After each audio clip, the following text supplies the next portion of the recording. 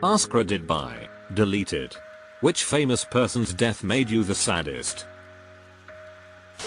Mr. Rogers. This.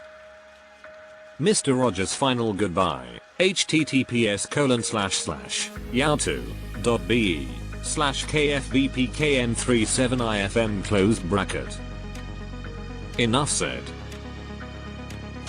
Granta Mahira. Deleted. John Candy. The first death that impacted me really. Had a really shit extended family and used to imagine John was my kind uncle who actually cared about me. Had all kinds of embarrassing daydreams about him taking me on adventures and us being a real team. When he died I felt it really badly. Grief as a little kid is hard to process. Alex Trebek. What a great human being. My friends and I watch Jeopardy all the time. He died right around the time my grandpa died. I hoped he'd pull through cause I believed, subconsciously, my grandpa would too. We always watched Jeopardy together. One of my happy childhood memories was us running the board between the two of us.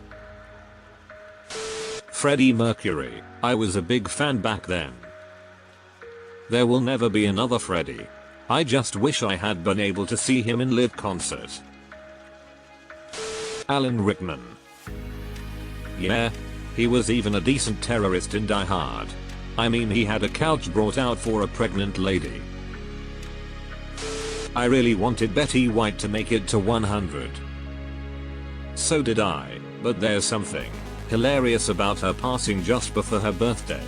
But after they did all the production work on the numerous media birthday celebration whatevers, and she died on 9, ensuring that no one in the world will ever receive more toasts in their honor upon their death.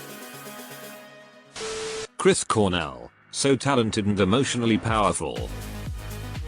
Dude wrote the most banger Bond theme along with the soundtrack to my teenage years with Audioslave. Anton Yelchin. It's always sad when someone dies, but his was completely avoidable and wasn't his fault. I came to the comments to make sure Anton Yelchin was here. He was great in everything he did. Absolutely tragic that he died so young, right when he was really getting started with his career and from a stupid car malfunction. Terry Pratchett. Do you not know that a man is not dead while his name is still spoken? Heath Ledger. I actually was working on The Dark Knight when he passed.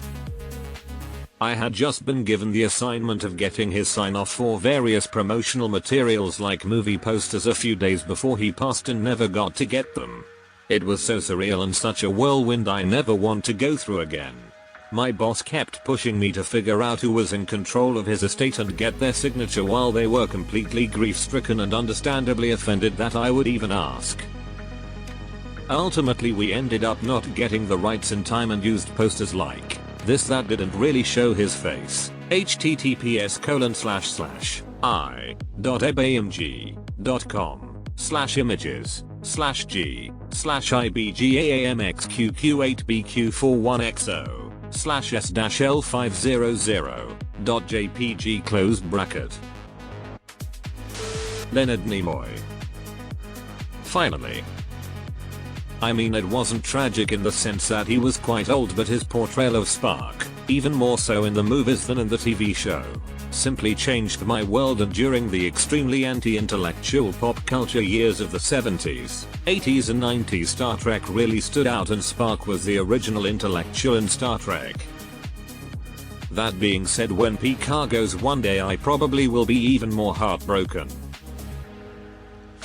David Bowie. I didn't expect it to be a gut punch, but it was. It still fucks me up to think we lost David Bowie and Prince in the same year.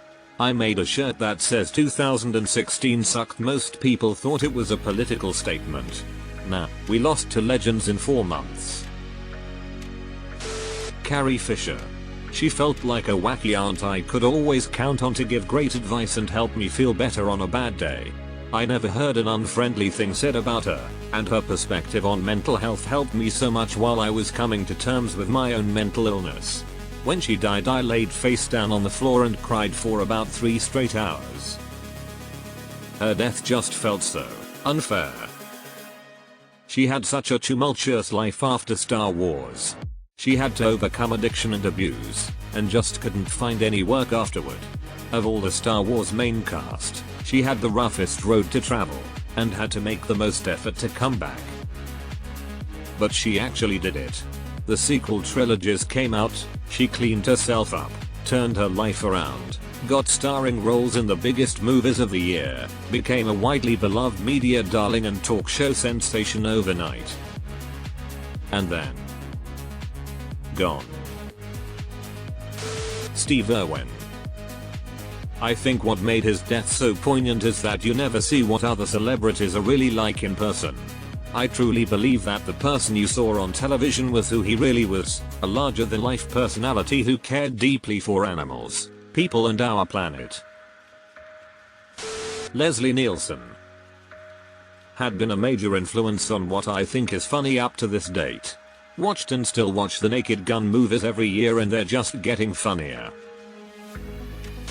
Robin Williams. I always saw a bit of myself in him, and the idea that such a jovial man who brought joy to so many through his comedy and acting roles could commit suicide like that really hit me hard in a deep and emotional way. It sort of made me come to terms with the fact that if I were in a similar situation I might do the same thing that he did and end that suffering rather than prolong it. Deleted. Anthony Bourdain. Yep. He was so inspirational that he literally changed my life. I grew up in a small town and my family always had the attitude, why would you want to travel when we live in the best country in the world? The outside world was scary. Anthony made me realize that foreign countries and their people are fun, welcoming, interesting, and their food is delicious. I've been to over 60 countries now and I'm just a better person. Anthony and his TV shows had a lot to do with that. Norm Macdonald. Norm, my taxi driver was telling me a joke on the way over here. Conan, wait. You're gonna do the taxi driver's joke on here? What are bringing you for? Why don't we just get him on? Norm, well you should hear me do it. Philip Seymour Hoffman. This was mine. Because he would have kept acting and I felt so sad not just for his family but for all the incredible work we would never see. Gene Wilder. And Gilda. Sean Locke.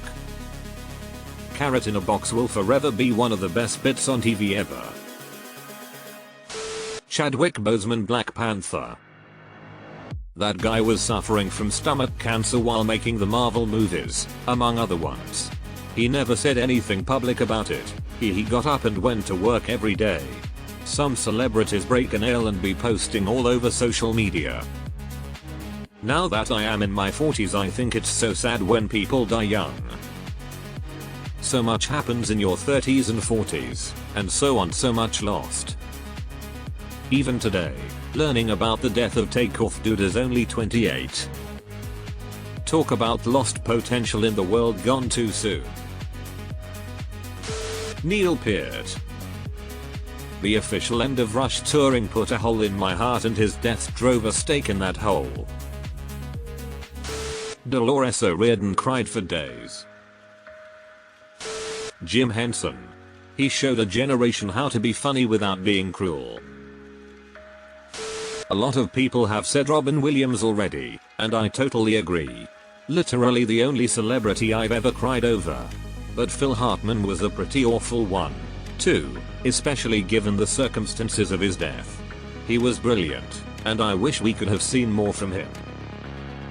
Phil Hartman is the one celebrity whose death truly bums me out to this day. John Ritter. Tom Petty. Steven Hillenburg, aka creator of SpongeBob. It's really hard to lose someone that once inspired you. Absolute legend who made a lot of people's childhoods.